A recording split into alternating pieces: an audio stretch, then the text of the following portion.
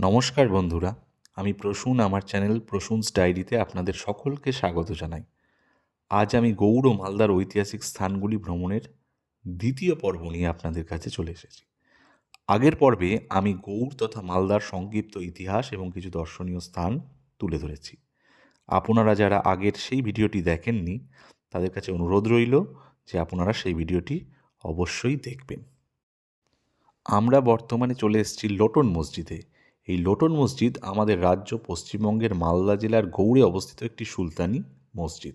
এর অবস্থান তাঁতিপাড়া মসজিদ এবং 5 খিলান বিশিষ্ট সেতুর মধ্যবর্তী স্থানে। এই মসজিদটি গৌড়ের অন্যতম স্থাপত্যের একটি নিদর্শন।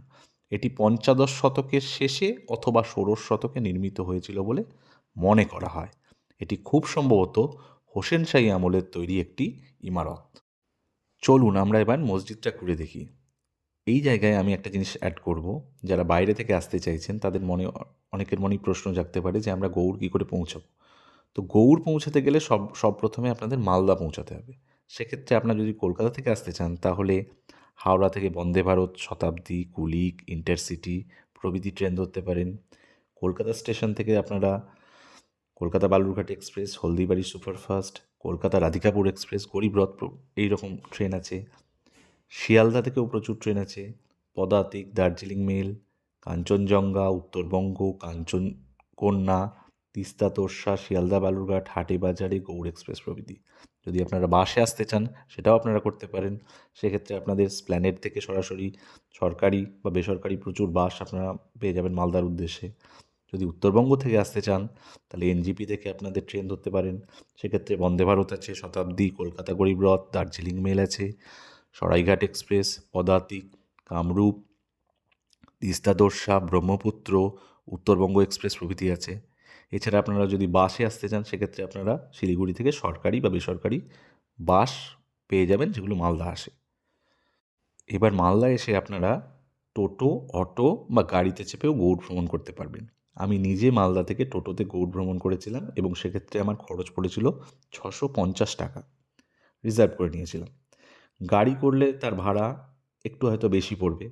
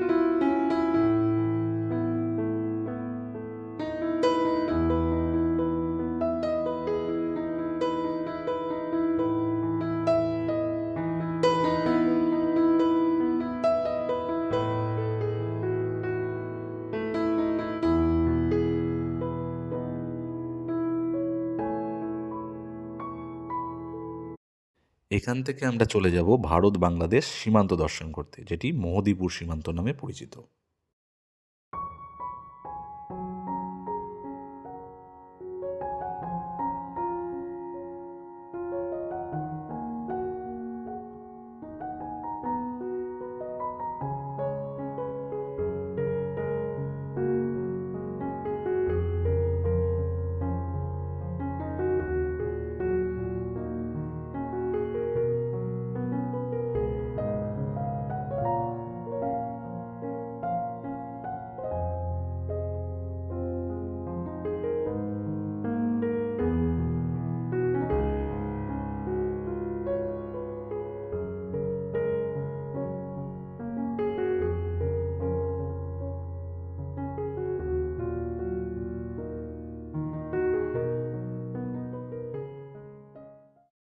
আমরা বর্তমানে চলে এসেছি ভারত বাংলাদেশ বর্ডার সীমান্তে। আসুন আপনাদের সাথে বাংলাদেশ বর্ডারের কিছু দৃশ্য শেয়ার করে নিই। আমি যে অংশে দাঁড়িয়ে আছি সেটা ভারতের শেষ সীমানা, এরপরেই বাংলাদেশ শুরু হয়ে যাচ্ছে। আসুন দেখে নিই বাংলাদেশের কিছু চিত্র। ভিডিওতে দেখা যাচ্ছে কিনা দেখুন, এখান থেকে ভারত বাংলাদেশের বাণিজ্য চলে। এটা হচ্ছে মোহদীপুর সীমান্ত। প্রচুর গাড়িতে দেখুন, গাড়ি এপার ওপার হচ্ছে। সামনে দেখুন লেখা আছে India, thank you, visit again. আর আরেকটু এগিয়ে গেলেই লেখা আছে বাংলাদেশে স্বাগতম।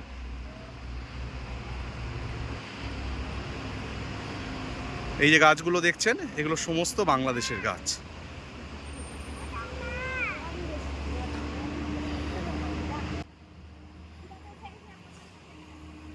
সমস্ত গাছ যে দেখতে পাচ্ছেন আপনারা ওপারে, সমস্ত বাংলাদেশ। এই যে ইন্ডিয়ার পোস্টটা দেখতে পাচ্ছেন, থ্যাংক ইউ, ভিজিট এগেন, এইটাই হচ্ছে ইন্ডিয়ার শেষ সীমানা। এর পারে ওপারে বাংলাদেশ। দেখুন কত সারি সারি ট্রাক দাঁড়িয়ে আছে, সব সীমান্তে।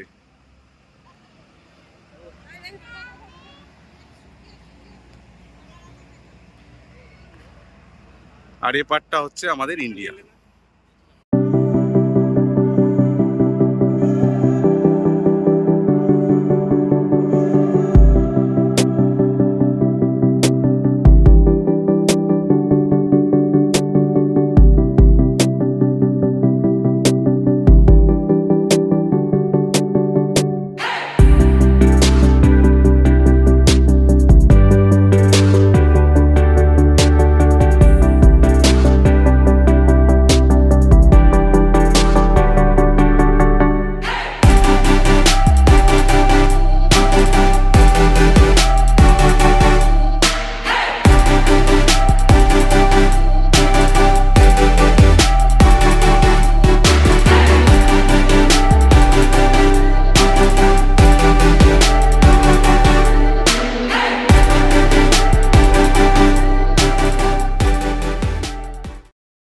আমরা বর্তমানে এসে উপস্থিত হয়েছি লুকোচুরি দরওয়াজার সামনে অবস্থিত একটি আমের বাগানে। এই বাগানে প্রচুর মানুষ একত্রিত হয়েছেন। সবাই নিজের নিজের মধ্যাহ্নকালীন আহার সারছেন, কেউ কেউ পিকনিক করছেন, সুন্দর গান বাজছে, এবং এই আবহে আমরাও আমাদের মধ্যাহ্নকালীন আহারটা সেরে নিলাম।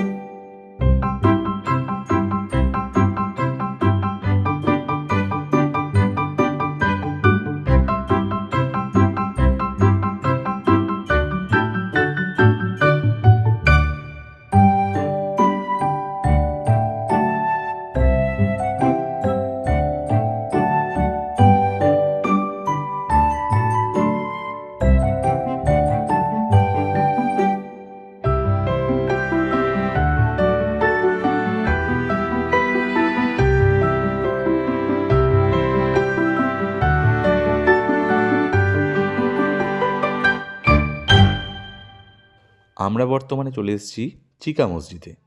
গৌড়ের অন্যতম দর্শনীয় স্থান এটি। সুলতান ইউসুফ শাহ 1475 সালে এই মসজিদটি নির্মাণ করেন। এর নামের উৎপত্তি থেকে বোঝা যায় যে এখানে প্রচুর পরিমাণে চিকা বা মাদুরের উৎপাত রয়েছে।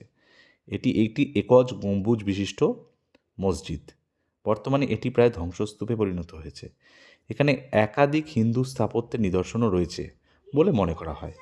দেওয়ালগুলিতে অপূর্ব শৈলীতে খোদাই করা নকশা ও পাথরের ওপর বিভিন্ন মূর্তির চিহ্নগুলি এখনও আংশিকভাবে দৃশ্যমান।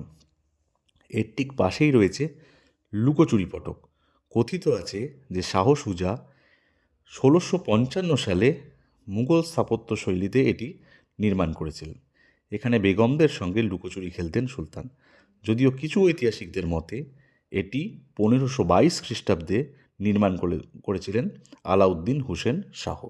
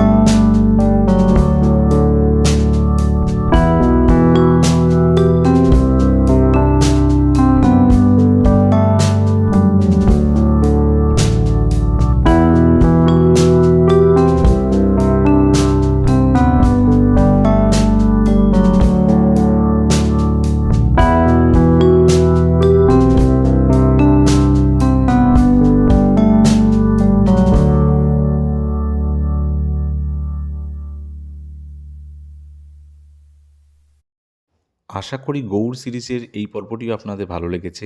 আপনারা আপনাদের সুচিন্তিত মতামত অবশ্যই কমেন্ট করে জানাবেন। আপনাদের কেমন লাগলো, আমি আরও কী করে ভালো করতে পারি, তা আপনারা আমাকে অবশ্যই লিখে জানাবেন। আজ এই পর্যন্তই থাক। শীঘ্রই এই সিরিজের আরেকটি নতুন পর্ব নিয়ে আপনাদের সাথে দেখা হবে। যারা এখনও পর্যন্ত চ্যানেলটি সাবস্ক্রাইব করেননি তাদেরকে অনুরোধ করব চ্যানেলটি সাবস্ক্রাইব করে নেওয়ার জন্য এবং পাশে থাকা বেল আইকনটি অবশ্যই প্রেস করবেন। এতে আমার পরবর্তী ভিডিওগুলি আপনাদের কাছে পৌঁছে যাবে। পরিশেষে বলি, আপনারা সবাই খুব খুব ভালো থাকবেন, পরিবারের সাথে সুন্দর সময় কাটান, আমার পাশে থাকুন এবং সমস্ত ব্লগগুলি উপভোগ করুন। ভালো থাকবেন। সকলকে অসংখ্য অসংখ্য ধন্যবাদ।